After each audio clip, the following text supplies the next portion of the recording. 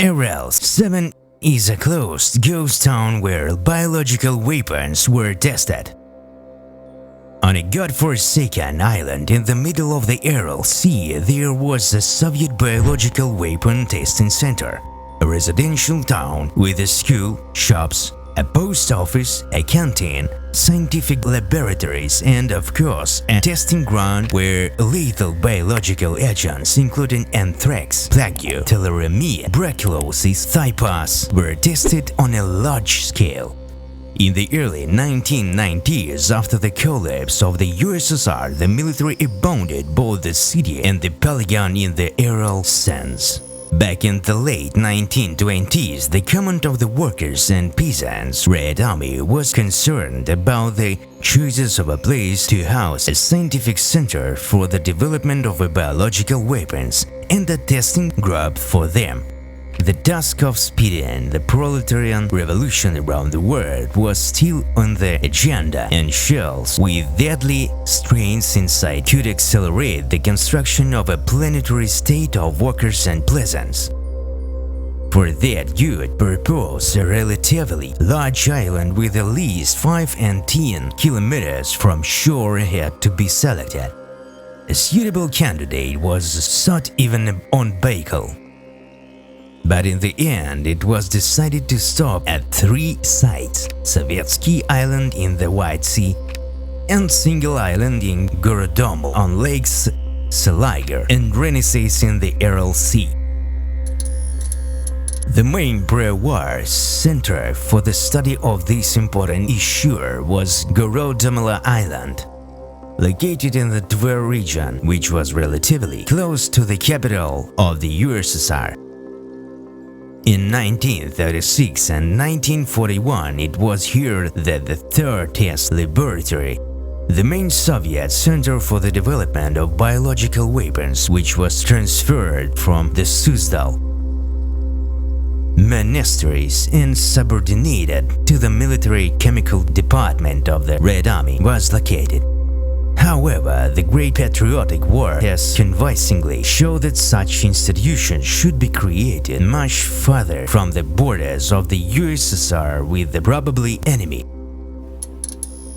Renaissance Island was ideally suited for this task. This deserted piece of land in the Aral Sea, in drainless Salt Lake on the border of Kazakhstan and Uzbekistan, was opened in 1848.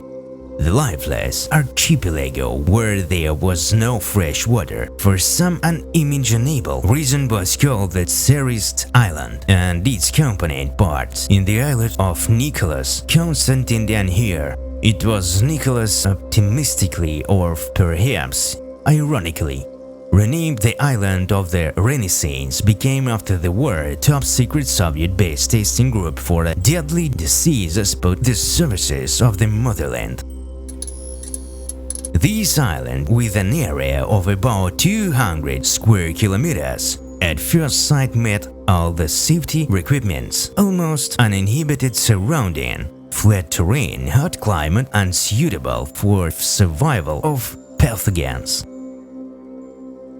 In summer 1936, the first expedition of military biologists, headed by Professor Ivan Velikanov, the father of Soviet bacteriological program, landed here.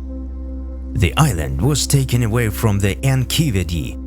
Exiled Kazakhs were effective, and the following year they tested some biogens, base of tularemia, plague and cholera.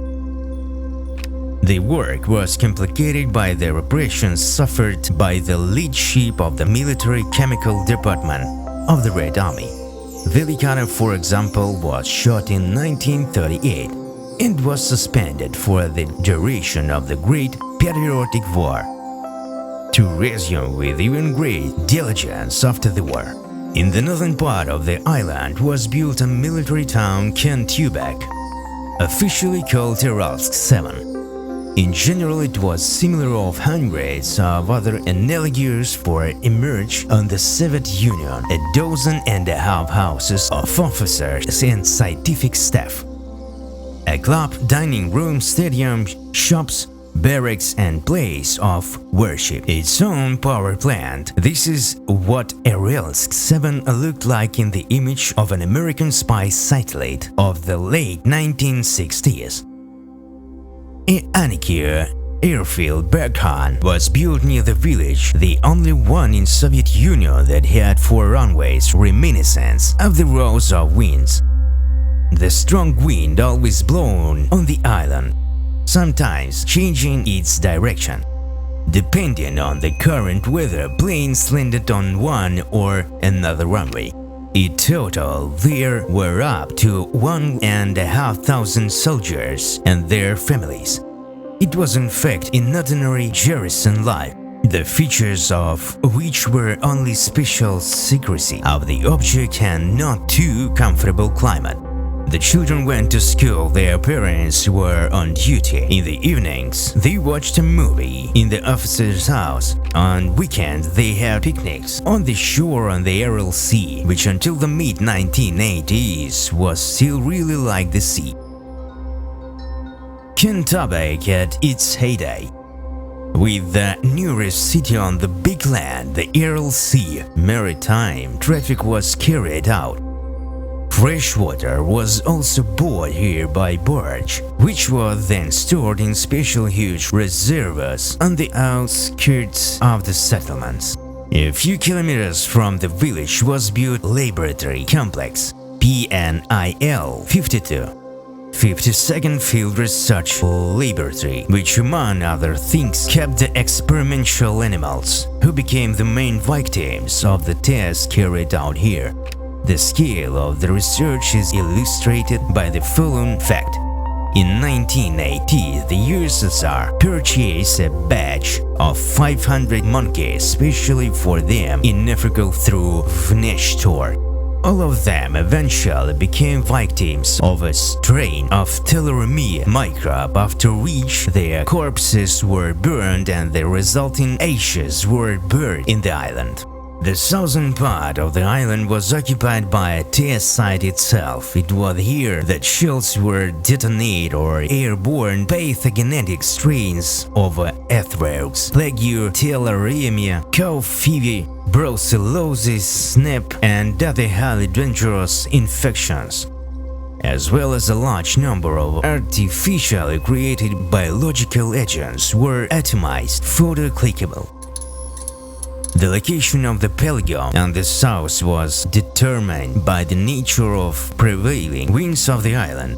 The result, aerosol cloud, in effect a weapon, a mass destruction, was windward from the military camp, followed by mandatory epidemiological measures and decontamination of the territory. A hot climate with a regular 40-degree heat was an additional factor that ensured the safety of military biologists. More bacteria and viruses died from prolonged exposure and high temperatures. All specialists participating in the tests were also subject to mandatory quarantine.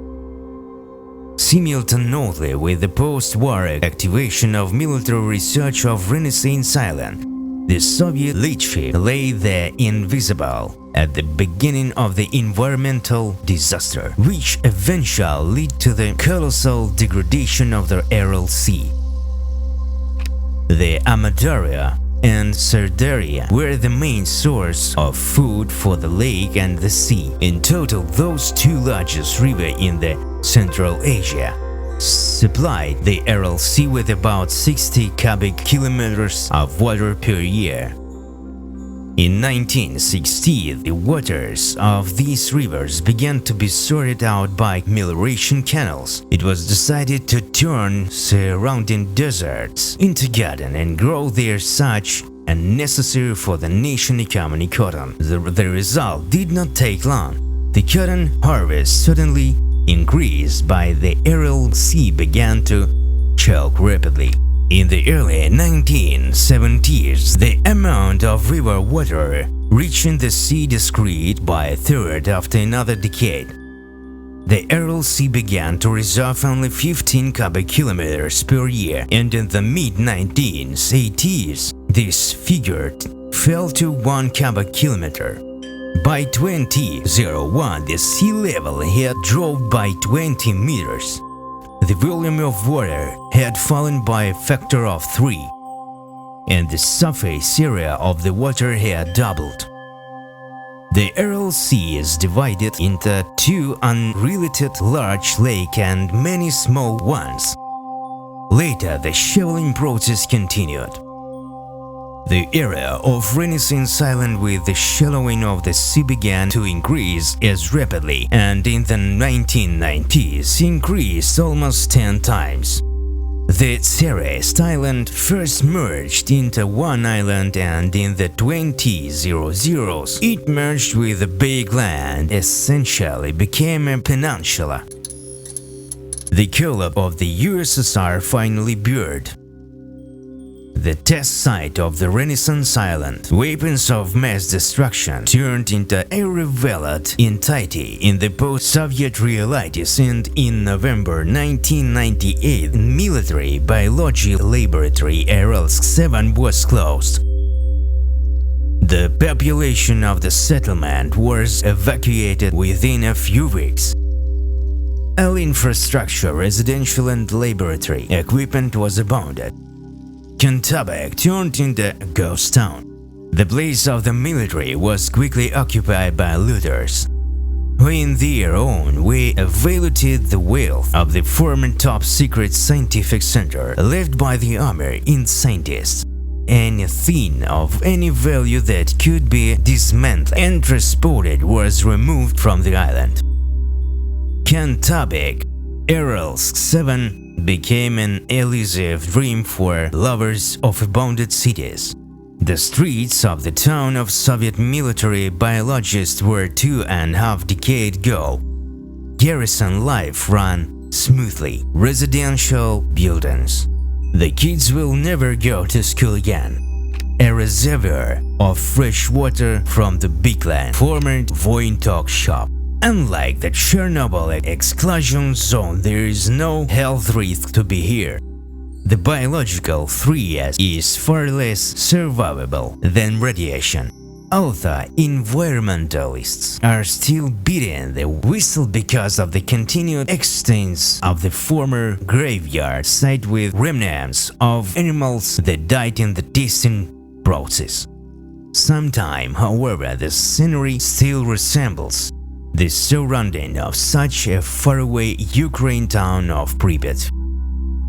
Renaissance Island, with its mysterious top-secret history and apocalyptic present, could not but interested developers of computer games. Cove in one of the episodes of Call of Duty Black Ops.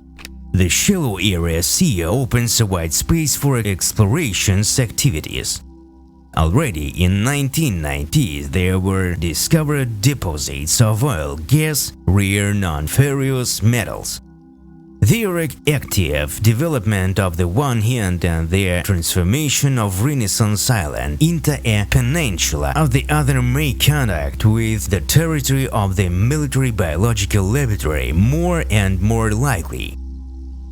While military and civilian authorities claim that all necessary security measures have been taken in a timely manner with respect to the former firing range, one can only guess what else might conceal Renaissance Island and how unpleasant these surprises could be to humanity.